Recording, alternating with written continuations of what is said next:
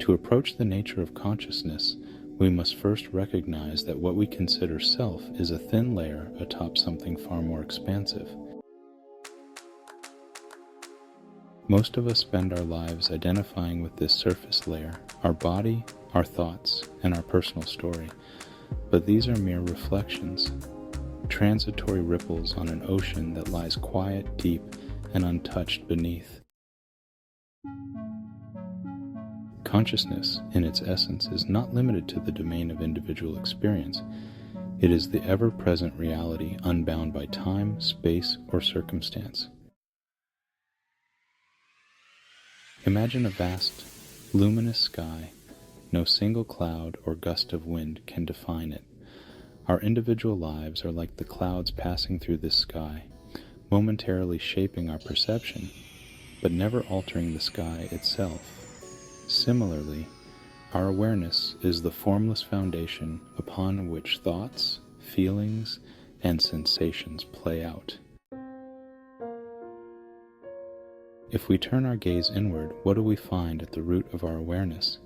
At first, perhaps, we notice the noise, mental chatter, labels, judgments.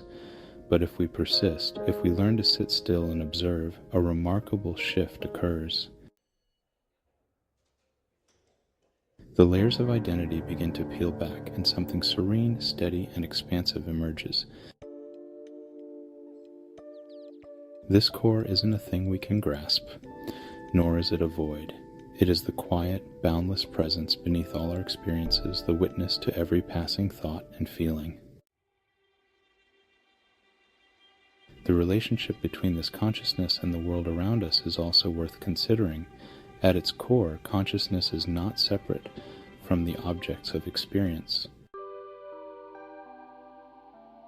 This notion challenges the usual framework of subject-object distinction, the way we habitually divide our world into the observer and the observed, the self and the other. But this duality is a construct, a perception born out of habit rather than reality. If we examine deeply, consciousness doesn't simply reside within us as an isolated spark. Rather, it pervades all existence. Just as the ocean is both the wave and the depth beneath, consciousness is both the one who sees and all that is seen. What we identify as our mind is like a reflective surface that catches only fragments of this vast consciousness, filtering it through the lens of individual memory, emotion, and bias. This partial view then forms a false sense of separation, a story about the self that feels unique and isolated. But when we shift awareness beyond the surface, we find that consciousness itself doesn't distinguish between I and you, inside and outside. It simply is, constant, indivisible, and limitless. The recognition of this unity can dismantle the boundaries of selfhood, showing that our sense of individuality is, in fact, a transient wave arising within a boundless sea.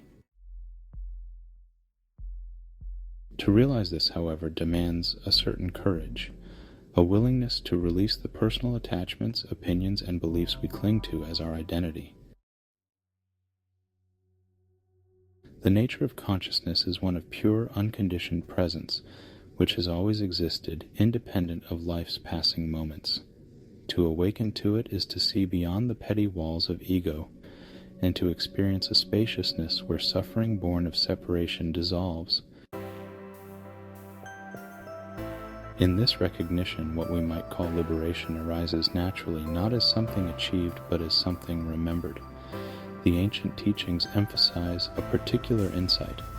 Consciousness is not something to be acquired, nor is it a goal to be reached. It is, paradoxically, both the seeker and the sought. What we seek is already what we are. The journey is simply to uncover this truth through inquiry and inner silence. The task, then, is not to pursue the infinite outside of ourselves, but to perceive the infinite within, to see our own consciousness as the root and source of everything we experience. This process is not an intellectual exercise. It requires direct experience.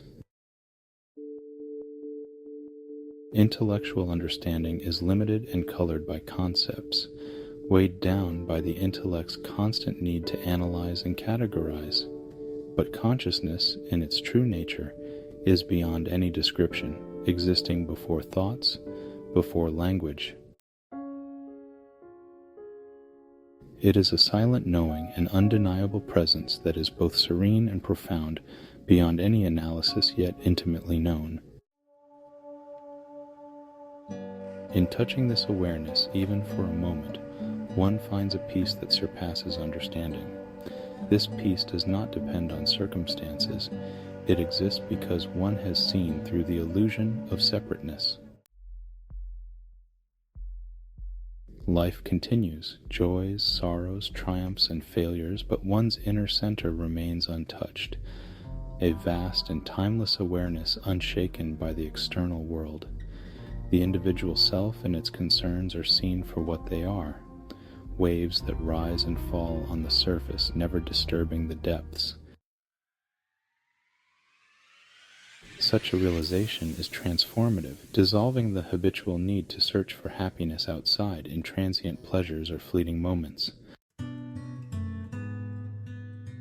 True happiness, it is realized, is not something to attain, but the natural state of consciousness untainted by desire, fear, or longing.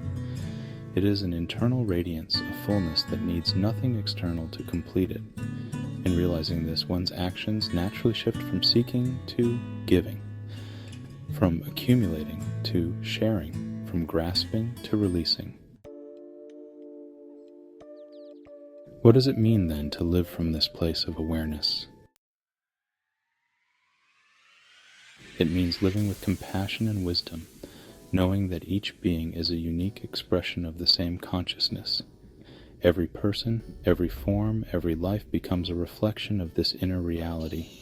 Conflict diminishes, and the boundaries that once divided us lose their power. A deeper love emerges, not a love based on attachment or personal gain, but a love that flows naturally from the recognition of unity. This is not an abstract philosophy, but a direct way of living and seeing, a way that invites us to wake up to the fullness of life itself. As we learn to rest in consciousness, we experience not only a profound inner freedom, but also a natural inclination to uplift others, to help them remember their own boundless nature.